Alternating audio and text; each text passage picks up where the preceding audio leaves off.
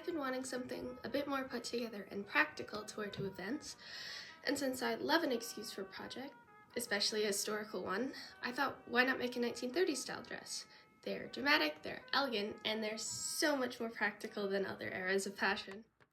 I usually start all my projects with sketches, but this time I wanted to have a bit more fun, so I did a quick painting instead. Painting the design helps me visualize it a bit better, and it's just more fun. I'm making this dress for my music performances, so I kept that in mind while designing, meaning it needed to be modest enough for concerts, but still elegant and dramatic. I've always loved 1930s style evening gowns, especially those by Madeleine Vionnet. She mastered the technique of bias cutting entire garments, which give garments fluid, figure-skimming drapes. Bias cut dresses were a huge innovation in the 20s and 30s and allowed dresses to be form-fitting without being super tight. Here is the pattern diagram that I made. It's almost entirely diamond shapes, so I can cut them as squares on the straight grain, but still have stretch when it's worn. I used a lightweight cotton sateen for the dress. I would have used silk if it wasn't so expensive. I've had issues with sateen in the past. It can be very stiff sometimes, but this was really nice and had a very nice drape and softness to it.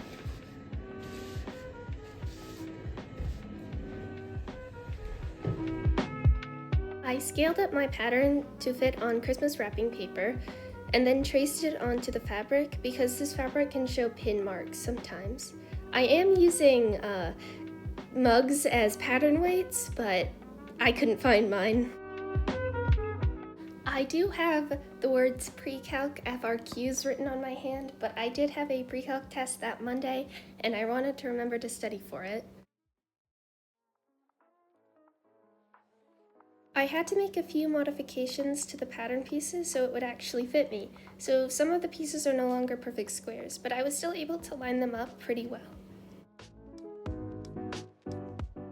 Once I cut out my pattern pieces, I started pinning them together. To try to prevent prick marks, I tried to only pin inside the seam allowance. This worked pretty well, but there were a few prick marks in the final garment.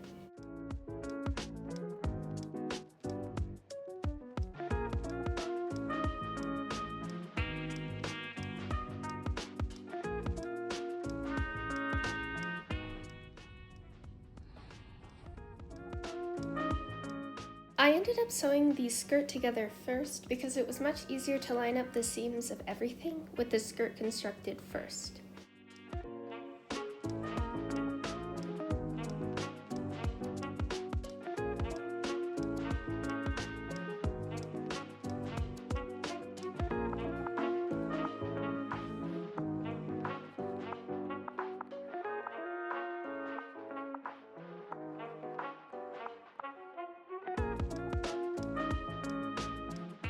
The audio from this clip is not usable because my bathroom is super echoey, but I'm trying the dress on despite there being pins and talking about how I like it, even though you can't really tell when something isn't sewn.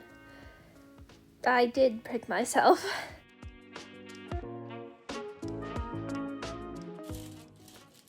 The back piece of the bodice gave me a bit of trouble, so I ended up pinning my skirt onto the dress form and tracing over the shape that needed to be filled.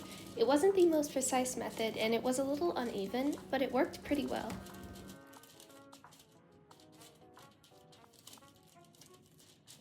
Here is what the pattern piece looked like when it was finished.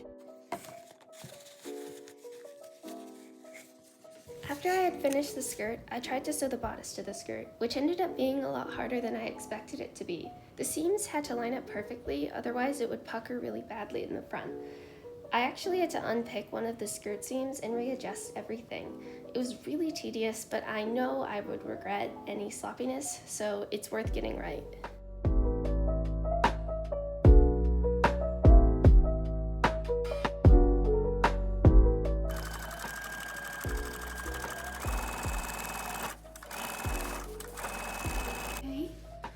So it's a little big at the top. I might be okay if I add a button in the back so I can make it a more halter style top.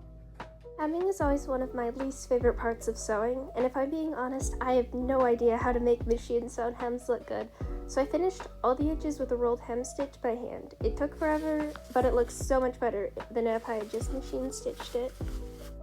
To keep the bodice from slipping down, I added a small piece of fabric to the straps, turning it into a halter-style top.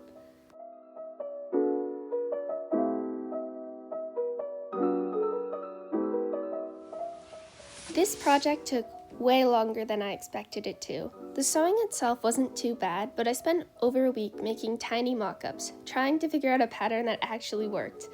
That being said, I love how the final dress turned out.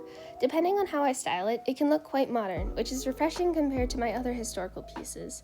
And since it has a real use, unlike some of my past projects, I know I'll actually wear it instead of letting all of that work just sit in my closet. I'd officially call this project a success. Thank you so much for watching, and I'll see you next time.